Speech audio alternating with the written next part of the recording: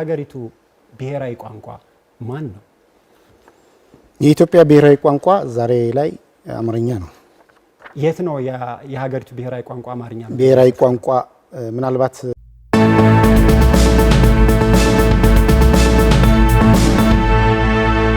አመሰግናለሁኝ። ወደ ሰዓታችን ተጠናቋል። ወደ ቀጣይ አልፋለሁኝ።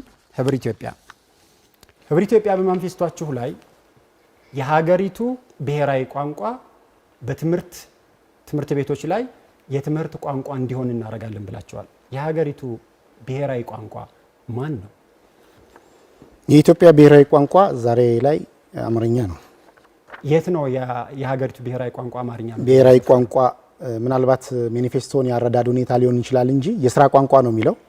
ማኒፌስቶ ላይ የስራ ቋንቋ ነው የሚለው። የስራ ቋንቋ ደግሞ የሚወሰነው በየክልሎች ባለው መዋቅር ወይንም በየክልሉ ያለው የአፍ መፍቻ ቋንቋ ብሎ ነው የሚያስቀምጠው። ስለዚህ ማኒፌስቶአችሁ ላይ ብሔራዊ የሚለውን የስራ ቋንቋ ብለን ነው። የስራ ቋንቋ ነው። እያንዳንዱ ክልሎች የሚጠቀሙበት የስራ ቋንቋ አለ። እሱን በአፍ መፍቻ ቋንቋቸው እንዲማሩ መስመር ስለሚያስይዝ ማኒፌስቶአችንን በዚህ አቅጣጫ ነው የተቀረጸው። በዚህ አረዳድ ከተረዳን በአጠቃላይ ተማሪዎች በአፍ መፍቻ ቋንቋቸው እስከ ስንት እንዲማሩ ታደርጋላችሁ? ስለ ተጨማሪ ቋንቋ እንደ አንድ የትምህርት አይነት እንዲሰጥ ማድረግ ላይ ምን ታደርጋላችሁ? ተማሪዎች በነገራችን ላይ በእኛ ማኒፌስቶ በደንብ አይተው ከሆነ አላውቅም። በእኛ ማኒፌስቶ ተማሪዎች ዝም ብለው አሁን እንደተለመደው በወል እንዲማሩም አይጠበቅም። ልዩ ችሎታቸውና አቅማቸው የሚለይበት መርሃ ግብሮች አሉት። እነዚህ ልዩ ችሎታቸው ሁኔታቸው ተለይቶ ነው ወደ ፈለጉት የትምህርት አቅጣጫ ወይንም ፍላጎታቸውን መሰረት ያደረገ ወደ ትምህርት ሲስተም ውስጥ የሚገቡት። የሚማሩበትን ቋንቋ የሚወስነው በአፍ መፍቻቸው ነው። እሱም ከአንደኛ ክፍል ወይንም ከአንደኛ ክፍል ቀደም አንደኛ ክፍል የነበረው እስከ ስድስተኛ ክፍል ያለው በአፍ መፍቻ ቋንቋቸውን እንዲማሩ እናበረታታለን። ፕሮግራማችንን እሱን ያስቀምጥ ነው። ከዛ በላይ ያለውን ተጨማሪ ቋንቋዎች ለምሳሌ እንግሊዝኛ፣ ከእንግሊዝኛም ባሻገር አካባቢያቸው ላይ ተጨማሪ የሆነ በሰፊው ሊነገር የሚችል ኦሮምኛ ሊሆን ይችላል፣ ሶማሊኛ ሊሆን ይችላል፣ ሌሎች ቋንቋዎችም አካባቢያቸውን መሰረት ያደረገ ተጨማሪ አንድ ቋንቋዎች እንዲማሩ እናደርጋለን። ተጨማሪ ቋንቋን በተመለከተ የምትወስኑበት መስፈርት ምንድን ነው? ከአፍ መፍቻ ቋንቋቸው ባሻገር እንደ አንድ የትምህርት ቋንቋ እንዲወስዱ የምታደርጉት። ህብረ ብሔራዊት ኢትዮጵያ እንደሚቀበል ማኒፌስቶ ላይ ካስቀመጠ የህብረ ብሔራዊነት መገለጫ እንዲሆነው ዜጎች እርስ በርስ የሚተዋወቁበት ባህልና ቋንቋ ስርዓትን መፍጠር ነው። ስለዚህ ከአፍ መፍቻ ቋንቋ ባሻገር ተጨማሪ ቋንቋ ትምህርት እንደ አንድ የትምህርት አይነት ለመስጠት የምትመርጧቸው ቋንቋዎች ካሉ እነማን ናቸውና በምን መስፈርት ነው የምትመርጧቸው? አገሪቷ ውስጥ በሰፊ የሚነገሩ ቋንቋዎች ተመራጭ ናቸው። ይሄ ግን ሊወሰን የሚችለው እያንዳንዱ ክልል ላይ ያለው ወይንም ክልል የትምህርት ፖሊሲውን የሚያስተገብረው የክልል ምክር ቤት ነው የሚወስነው። ዛሬ ላይ ግን እንደ ምርጫ መወዳደሪያ ማኒፌስቶ የምናስቀምጠው ማንኛውም ሰው ለምሳሌ በአማራ ክልል ያለ ሰው ተጨማሪ ያዋጣኛል የሚል እንደ እድል ሊናስቀምጣቸው የምንችሉ ነገሮች አሉ። ለምሳሌ አማራ ክልል ያለው ሰው በቀጣይ በሰፊው ሊነገር የሚችለውን ኦሮምኛ ቋንቋ እንዲማር እናበረታታለን። የተቀመጠም ነገር ነው በግልጽ። ኦሮሚያ ላይ ያለ ሰው ደግሞ ተጨማሪ አማርኛ ቋንቋ ከዛም የስራ ቋንቋዎች ተጨማሪ በሰፊው ማህበረሰብ ውስጥ ለግብይት በተለያየ ሁኔታ ላይ በተለያየ መስተጋብር ላይ ሊያገለግል የሚችል ቋንቋዎች በትምህርት ፖሊሲያችን ውስጥ እንዲካተት። እንግሊዝኛ ቋንቋ እንዳንድ የትምህርት አይነትና የአጠቃላይ ትምህርት ቋንቋ እንዲሆን የምታደርጉት በየትኛው የክፍል ደረጃ ከስንት እስከ ስንት ባለ የክፍል? ከሰባተኛ ክፍል ጀምሮ እንግሊዝኛ ቋንቋ እንደ አንድ የትምህርት መሰረት ቋንቋ ሆኖ ይቀጥላል። ቀደም ሲል ሲነጋገሩ በአንዳንድ ቋንቋዎች ላይ ክልሎች ናቸው የሚወስኑት ብለዋል። የፌዴራል መንግስት ከ9ኛና እስከ 12ኛ ክፍል ያሉትን ቋንቋዎች ነው የሚወስኑ። ስለዚህ እንደ ፌዴራል ነው እንደ ክልል መንግስት ነው ከሰባተኛ ክፍል ጀምሮ እንግሊዝኛን የአጠቃላይ ቋንቋ ማኒፌስቶአችንን አይተው ከሆነ የራሳቸው ስልጣን ክልሎች አላቸው። ይሄ ማለት ግን ከማዕከል ወይንም ደግሞ በፌዴራል ደረጃ ወጥ የሆነ የትምህርት ስርዓት እንዲካሄድ ስለሚፈልግ ከዚህ የሚወጡ ምንጮች ወይም መስመሮችን መከተል ግዴታ ነው የሚሆነው። ከሰባተኛ ክፍል ጀምሮ በእንግሊዝኛ ቋንቋ በመላው ሀገሪቱ በክልል ትምህርት ቤቶች ጨምሮ እንዲሰጥ ማድረግ አስገዳጅ ነው በእናንተ? ይሄንን ስንል ግን ከህፃናት ጀምሮ ያለውን የትምህርት ካሪኩለም በሙሉ እንግሊዝኛን አካታች እያደረግን አቅማቸውን እናዳብራለን። ሆኖም ግን በቋሚነት ከሰባተኛ ክፍል ጀምሮ እንዲጀምሩ እናደርጋለን። አስገዳጅ ነው። ጥሩ። በእናንተ ነፃና አስገዳጅ የምትሉት የትምህርት ደረጃ የትኛው ነው? በውጭ መጋራት እንዲሰጥ የምታደርጉት የትምህርት ደረጃ የትኛው ነው? ይቅርታ በወጪ መጋራት ላይ እንግዲህ ከዚህ ቀደም ገዢው ፓርቲም እያደረገበት ያለው ከዚህ በፊትም ጅማሮች ያሉበት ላይ ምንድነው ኮስት ሼሪንግ አለ። በዩኒቨርሲቲ ደረጃ ያለውን ብዙዎች ተማሪዎች ከወጡ በኋላ በሀገራዊ ነባራዊ ሁኔታ ላይ አሁን በጣም የኑሮ ውድነት ጫናው እየበዛ ሰው ደሞዙን በአግባቡ ወስዶ እንኳን በአግባቡ መብላት ያልቻለበት ዘመን ላይ ነን። ስለዚህ የሀገር እሳቤን በማድረግ ህዝብ የተማረውን ኃይል መገንባት ስላለብን እንደ ሀገር ኮስት ሼሪንግን ሙሉ ለሙሉ መቀነስ ባንችልም የተወሰነ ፐርሰንቴጅ ቀንሰን እንጓዛለን። ሌሎቹን ግን ከህፃናት ጀምሮ እስከ 12ኛ ክፍል ያለውን በተለይ በመንግስት ትምህርት ቤት ውስጥ ያሉትን የምግብ ሂደቶችን በይበልጥ እናደርጋለን። ህፃናት ላይ ግን ገንቢ ምግቦችን ከውጭም የሚመጡ ምግቦችን በታላቅ ቅናሽ እናደርጋለን። እንዲሁም በሴቶች ላይና አካል ጉዳተኛ ሴቶች ላይ የምናደርገው የትምህርት እንትን ልዩ አትኩሮት እንዲኖረው እናደርጋለን። ወይዘሮ ጸገነት የትምህርት ምገባን በተመለከተ እናንተ እንደውም ከውጭ ሀገር የሚመጡ አልሚ ምግቦችን ጭምር መመገብ ነው እያላችሁ ያላችሁት። ኢትዮጵያ ውስጥ በመንግስት ትምህርት ተቋማት 30 ሚሊዮን ተማሪዎች በአማካኝ አሉ ብለን እናስባለን። የቀን ወጫቸውን 35 ብር አድርገን በትምህርት ካሌንደሩ መሰረት 200 የትምህርት ቀን አለ ብለን ይሄኛውን ምገባ ለማሟላት በትንሹ 200 ቢሊዮን ብር ያስፈልጋቸዋል።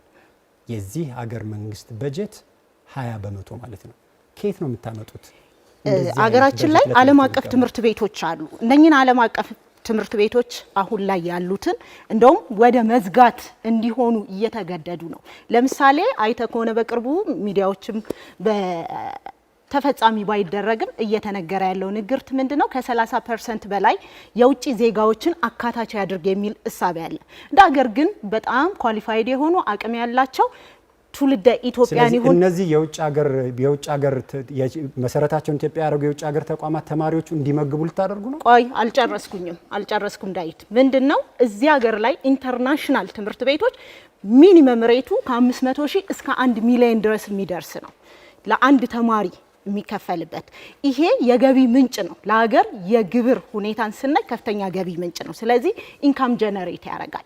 ይሄን ገቢ ወይዘሮ ጸገነት እያሉኝ ያሉት እነዚህ ትምህርት ቤቶች ከሚከፍሉት ግብር ላይ 200 ቢሊዮን ብር እናገኛለን እያላችሁ ነው። አንደኛው ነው ያለው። እነዚህ ትምህርት ቤቶች ኢትዮጵያ ውስጥ ያሉት እነዚህ ትምህርት ቤቶች በቁጥር ከ5 አይበልጡም።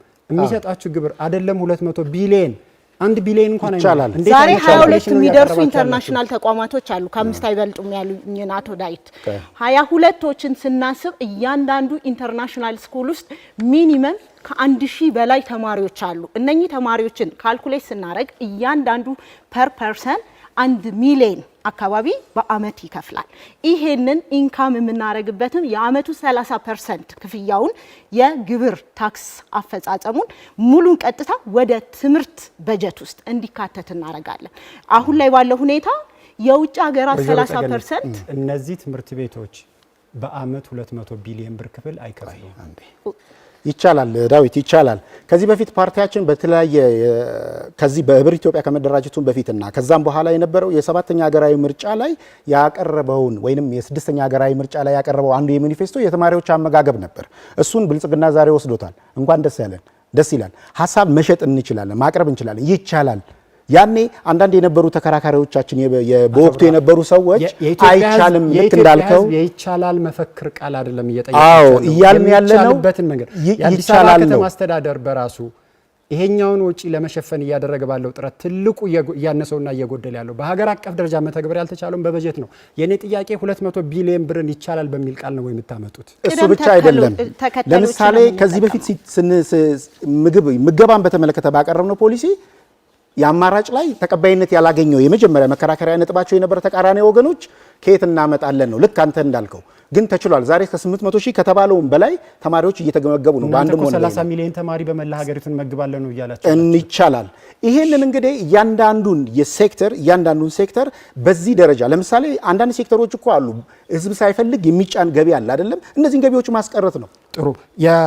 ቀደም ሲል በማኒፌስቶ ንግግራችሁ ላይ የኢትዮጵያ ትምህርት ስርዓት ክህሎትና ስብዕናን የሚገነባ ይሆናል ብላችኋል። በተመሳሳይ መንገድ ብልጽግና ፓርቲም ያሻሻለው የትምህርት ፖሊሲ የስብዕና ግንባታ፣ የክህሎት ግንባታ፣ ስራ ፈጣሪነትንና ተወዳዳሪነትን የሚያሳድግ ነው። ተመሳሳይ የፖሊሲ እይታን ያላችሁ በዚህ ጉዳይ ላይ? አይደለም። ልዩነቶች ይኖሩናል። በትምህርት ፖሊሲ ሌቭል ሁሉም ልዩነቶች አይሆኑም። ተቀራራቢ ማንነቶች ይኖራሉ።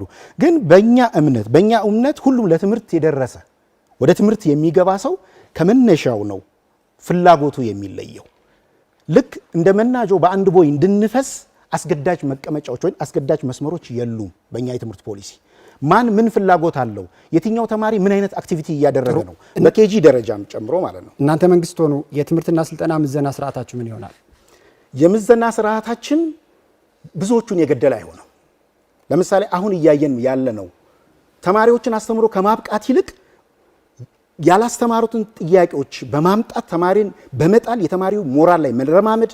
ዛሬ ሀገራችን ያለችበት ሰላም እጦት ውስጥ ብዙ ተማሪዎች ተስፋ ቆርጠው ከትምህርት ወድቀው ሚኒስትሪና በተለምዶ ማትሪክ የምንላቸው ፈተናዎች በየትኛው የትምህርት ደረጃ እንዲሰጥ ታደርጋላችሁ? በስድስተኛና በስምንተኛ የማትሪክ ፈተና ወይም ደግሞ ማትሪክ 12ኛ የ12ኛ ክፍል መልቀቂያ የከፍተኛ ትምህርት ተቋማት መግቢያ ፈተና የተማሪዎች የማለፊያ ውጤት እናንተ መንግስት ስትሆኑ ስንት ታደርጉታላችሁ? ማለፊያ ውጤት 50 ነው ሁሉም ቦታ። ግን እሱ አይደለም ዋናው።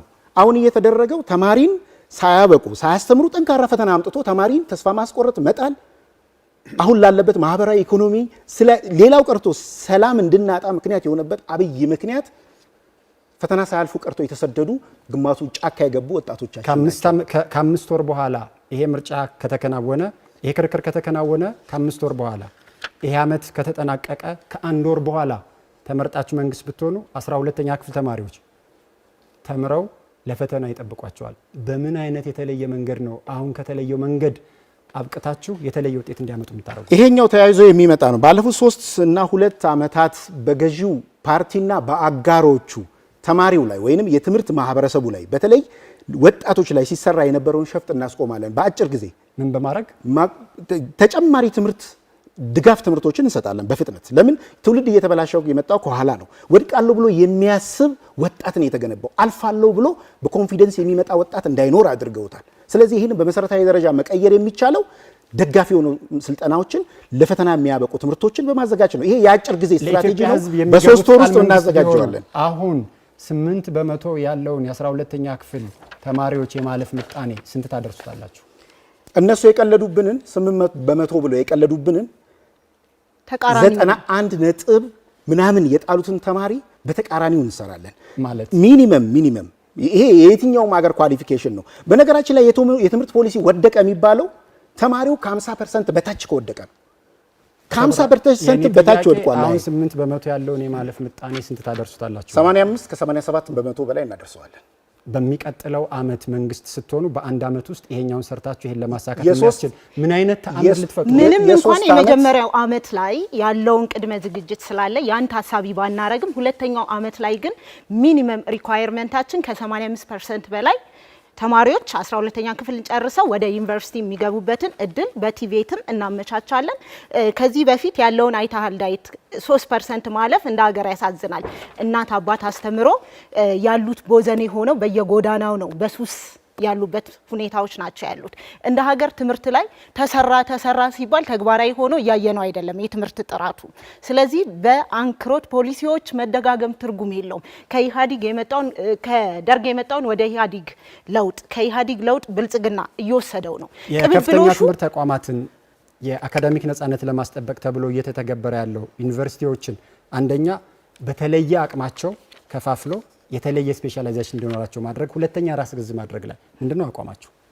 ራስ ገዝ ማድረግ ተገቢ ነው ብለን እናስባለን። ግን ሲሆን ለይስሙላና ለፖለቲካ ሽፋን መሆን መቻል የለባቸውም ብለን እናምናለን። በጥናት ላይ የተመሰረተ ራስ ገዝ እንዲሆኑ በተለይ ትምህርትን ሌቨላይዜሽን ለማምጣት ወይንም የትምህርት ጥራትን ለመጠበቅና የትምህርት ሰጪው አካል ነጻነት ለመጠበቅ ትምህርት ሊበራላይዝ መሆን አለበት፣ ከፖለቲካ የጸዳ መሆን አለብን የምንለው ከዚህ ነው መነሻው የሚሆነውና በአንድም ሆነ በሌላ በአንድ የምንመጻደቅ አይደለንም። በርካታ የትምህርት ተቋማቶች ሊበራል መሆን አለባቸው ወይንም ነፃ መሆን አለባቸው። ከተጽዕኖ ራስ ገዝና ራስ አስተዳደር ራሳቸው ሊያስተዳድሩ የሚችሉ መሆን መቻል አለባቸው። አመሰግናለሁ። በተጨማሪም አይተ ከሆነ በአሁን ላይ በጦርነቱ ምክንያት ትምህርት ሳይማሩ ከ3 እስከ 5 ዓመታት የተቀመጡ አሉ በየቤታቸው በአማራው በኦሮሚያ እንዲሁም በትግራይ ያሉትን እነሱ ላይ ቅድመ መርሃ ግብር አድርገን ስልጠናዎችንና ሜንቶርሺፕ ስራዎችን ለመስራት ነው ማኒፌስቶአችን። ምናልባት ካላየኸው እሱ ላይ አለ። ይሄን ከሰራን በኋላ መምጣት አለባቸው። ቤት ተቀምጠው ሜንታሊ ቶርች ሆነዋል። ስለዚህ እነሱ ላይ ትልቅ ስራ አለ።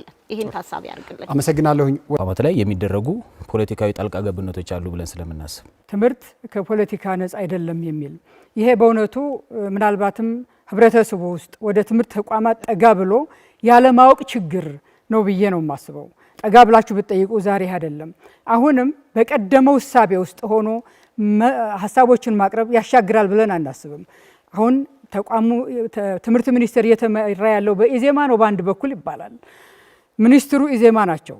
ስለዚህ አሁን የትምህርት ዩኒቨርሲቲዎች አሁን በተጨባጭ እየተሾሙ ያሉት ኢዜማ አባል ናቸው ለማለት ነው። ምን ለማለት ነው ተፈልጎ ነው የሚለውን ሀሳብ ለማንሳት ፈልጋለሁ።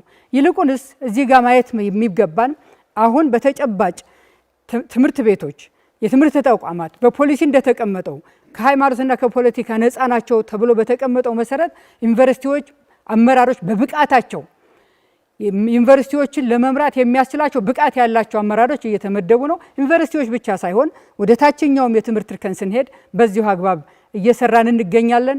ጀምረናል፣ አጠናክረን እንቀጥላለን የሚለውን ለማንሳት እፈልጋለሁ። ከ3 እና 4 ዓመት በፊት የኢትዮጵያ የተማሪ ቁጥር 25 ሚሊዮን ነበር፣ 25 ከ26 ሚሊዮን። አሁን ግን ወርዶ ወደ 18 ሚሊዮን 19 ሚሊዮን ደርሷል። ይሄ ቀጥታ የሚያያዘው ከሰላምና ጸጥታ ጋር ቢሆንም እነዚህ ግን ዜጎች መጨመር ሲገባው የተማሪ ቁጥር መጨመር ሲገባው አሁን ግን ይበልጥ እየቀነሰ ነው ያለው። ተማሪዎች ወደ ትምህርት ቤት እየሄዱ አይደለም። ከገቡም በኋላ በተለያየ ምክንያት ትምህርታቸውን እያቋረጡ ነው፣ በተለይ ሴቶች እህቶቻችን እና እዚህ ላይ ማለት እናንተ ብትመረጡ ምንድን ነው የምታደርጉት? ይሄን 7 ሚሊዮን ተማሪ ትምህርት ቤት ያልገባ ተማሪ የተማረ ደግሞ ለማቋረጥ እየዳዳው ያለውን ተማሪ በምን መልኩ ነው ማስቆም የምትችሉት? ምክንያቱም ይሄ ተማሪ ነው ነገ ይሄንን ሀገር የሚረከበው ስለሚያሳስበን ማለት ነው። 18 እና 19 ሚሊዮን ተማሪዎች ከበፊቱ ቀንሷል የሚለው እንግዲህ ያው መረጃ ማግኘት ይችሉ ነበረ። እውነት ለመናገር ለምን ይሄንን መረጃው እንደተሳሳቱ አላወቅኩም። አሁን በተጨባጭ የምናስተምረው የአጠቃላይ ትምህርት ከቅድመ አንደኛ እስከ 12ኛ 27.1 ሚሊዮን ተማሪዎች በትምህርት ቤት ይገኛሉ። የባለፈውን ዓመት ይዛችሁ ከሆነ በዚህ ዓመት አሁን የሚማሩት በትምህርት ገበታ ያሉት ህፃናት ይህንን ያክል ናቸው። ተማሪዎቻችን ዛሬ ባለፈው ፖሊሲ ስርዓት በደረሰባቸው ጉድለት ምክንያት ዛሬ በፈተና በተለያዩ ምዘና ያለባቸውን ጋፕ ለመሙላት እየሰራን ያለ ነው። ከመሰረቱ የቅድመ አንደኛ ላይ እየሰራ እንገኛለን። ፋውንዴሽኑ ላይ መካከል ላይ የመጡትን ደግሞ በማጠናከሪያ ጉድለታቸውን እንዲሞሉ እያደረግን ያለ ነው። 12ኛ ክፍል ሲደርሱ ቅድም ተደጋግሞ ስለተነሳ በዚህ አጋጣሚ ማንሳት የምፈልገው አንዱ ሁሉም ተማሪ ወደ ዩኒቨርሲቲ ይገባል ተብሎ አይታሰብም። ቅድምም ሲነሳ ነበር አንዱ ደገፉን ያልኩት። እድሎች ደግሞ ሌሎች እንደሌሉ ተደርጎ ተማሪዎች ወደቁ የሚለው ውትወታ እውነት ኃላፊነት የጎደለው ነው ብለን እናምናለን። ስለዚህ ያንን እድሎች እንዲጠቀሙ ነው መደረግ ያለበት። ዛሬ እኮ ቅድም ጓደኛዬ ሲያነሳ የነበረው 67 በመቶ በላይ ያክሉ በግል ሰልፍ ኢምፕሎይመንት ላይ የተቀጠሩ ናቸው። ስለዚህ መደገፍ ከቻል ከ11 ሚሊዮን በላይ አጫጭር ስልጠናዎችን መስጠት ችለናል። መደገፍ ከቻል አገር እናሻግራለን። የትምህርት ጥራትን ለማረጋገጥ የጀመርናቸው ስራዎች እናጠናክራለን። ብልጽግና ላይ ኮሜንት መስጠት ፈልጋለሁ። እኔ ቁጥር ላይ ብልጽግና ሲጠቅስ እኔ ብዙ ፍራቻ የለበትም፣ በድፍረት ነው የሚናገረውና አንዳንድ ቁጥሮች ላይ ኤቪደንስ ያለን እስከማይመስል ድረስ ይሄ ዌብሳይታችሁ ላይ ያለ ነው። በነገራችን ላይ እኔ የጠቀስኩት ቁጥርና ቼክ አድርጉት። ምናልባት የጨመራችሁት ካለ ዛሬ አላቅም። ስለዚህ እነዚህ 4 ሚሊዮን ኬጂ ያለ 8 ሚሊዮን ምገባን እያንዳንዱን እንደው ስታቲስቲክስ ብንወስድ በመረጃ ብንወስድ እውነት ነው ወይ ብንል በእርግጠኛነት መናገር እችላለሁ፣ ውሸት ያመዝነባቸዋል። ለምርጫ ቅስቀሳ ብለን ቁጥሮችን ባናጋነን፣ ይሄ በእርግጥ የተለመደ እንደሆነ ይገባኛል። ቁጥሮች ላይ የተወሰኑ የማጋነን ጉዳዮች እንዳሉ ማለት ነው። አሁን 11 ሚሊዮን አጫጭር ስልጠና እየሰጠን ነው። ምን ያህሎቻችን አካዳሚሽያንም ሌሎችም በዙሪያችን ያሉ ሰዎች 11 ሚሊዮን ማለት ኦልሞስት የኢትዮጵያን 1/10 ማለት ነው፣ 10% ማለት ነው። እና ኤቪደንስ ቤዝድ ብንሆን ለማለት ነው ቁጥሮች ላይ ትንሽ ማጋነን ስለማይ ምናልባት ትብብርን አንድ ጥያቄ ያለኝ ስትናገሩ ሙሉ ለሙሉ አንቀበለውም ብለው ነበረ ወንድማችን። አሁን ያለውን የትምህርት ስርዓት ደሞስ ፖሊሲያችሁ ላይ ደግሞ ስናይ የተወሰኑ መመሳሰሎችን አይተናል። አንድን ነገር ሙሉ ለሙሉ አለመቀበል ማለት ትምህርት በተለይ ከዩኔስኮ ወይም የዓለም አቀፍ ከትምህርት ጋር የተገናኙ ጉዳዮች መሰረታዊ መርህ አላቸው። እነዛን መርሆች አትቀበሉም ማለት ነው። ምክንያቱም መሰረታዊ መርሆች የሚያግባቡን ጉዳዮች ካሉ እነሱን ተቀበለን፣ ነገር ግን እነዚህ ደግሞ ምን ሰራለን ማለቱ አይቀልም ወይ ሙሉ ለሙሉ አለመቀበል ሲባል ምን ማለት ነው የሚለውን ትብብርን ጠይቃለሁ። አመሰግናለሁ። በአጋጣሚ የተነሳውን ጥያቄ በመመለስበት ጊዜ እንዴ ፖሊሲውን እኛ እንዳንቀበል እኮ ራሱ ተቀባይነት የለውም ብሎ በውጤት ገልጾታል። ያ ፖሊሲ ኮትኩቶ ነው የኢህአዴግ ፖሊሲና በመሰረታዊነት ማየት አለብን።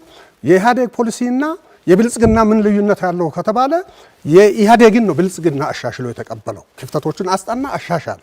መሰረታዊ የሆነ ለውጥም የለውም። ስለዚህ ይሄ ፖሊሲ ላለፉት 35 ዓመታት እየገደለ የነበረው ፖሊሲውን ተቀብሎ 97% እንዲወድቅ ለማድረግ ያበቃ ፖሊሲ ነው። ስለዚህ መሰረታዊ የሆኑ ነገሮችን አንስተን ፓራዳይም ሽፍት ያስፈልገዋል። እነዚህ ነገሮች ብለን ወስደናል። ነገር ግን ኢንተርናሽናል የሆኑ ህጎች የሚያስገድዳቸው እዛ ፖሊሲ ውስጥ የተካተቱ ነገሮች አሉ። ዩኔስኮ የሚቀበላቸው አለ፣ ዩኒሴፍ የሚደነግጋቸው አሉ። ኢንተርናሽናል እነዚህ ኢንተርናሽናል የሆኑ ፍሬሞች እሱም እጠቀምበታለሁ ብሎ የወሰደው ራሱ የፈጠረው ስለሆነ የወሰዳቸውን ወስደናል ከስትራክቸርም አንጻር ብለናል። ስለዚህ በዚህ ጉዳይ ይሄን ነው የምንወስደው ማለት ነው። ክቡራን ተመልካቾቻችን፣ አድማጮቻችንና በዲጂታል ሚዲያ አማራጭ የምትከታተሉን ክቡራንና ክቡራት በትምህርት ፖሊሲ ላይ ያተኮረው የፋና መድረክ ክርክር የመጨረሻው ምዕራፍ ላይ ደርሷል። ተከራካሪ ፖለቲካ ፓርቲዎች በፖሊሲ አማራጮቻቸው ላይ የማጠቃለያ ሀሳብ የሚያቀርቡበት ነው። ለእያንዳንዳቸው 5 ደቂቃ ተፈቅዷል። የመጀመሪያውን ንግግር የሚያቀርቡልን የብልጽግና ፓርቲ ተወካይ ረዳት ፕሮፌሰር ነብዩ 5 ደቂቃ አለዎት። በጣም አመሰግናለሁኝ። የዛሬው የክርክር መድረክ የተወሰኑ ነጥቦችን አሳይቶናል። የመጀመሪያው ጎናችን ቆመው ለኢትዮጵያ ሕዝብ በሰላማዊ መድረክ ለመከራከር ፈቃደኛ የሆኑ ፓርቲዎችን እነሱም በጣም እናመሰግናለን። ሰላም ለኢትዮጵያ ሕዝብ በጣም አስፈላጊ ነው። የሰላም መንገድ ብቻ ነው ወሳኙ። ሁለተኛው አሁን በስራ ላይ ያለው የትምህርትና የስልጠና ፖሊሲን ሊለውጥ የሚያስችል መሰረታዊ የሆነ ነጥብ መስማት አልቻልንም።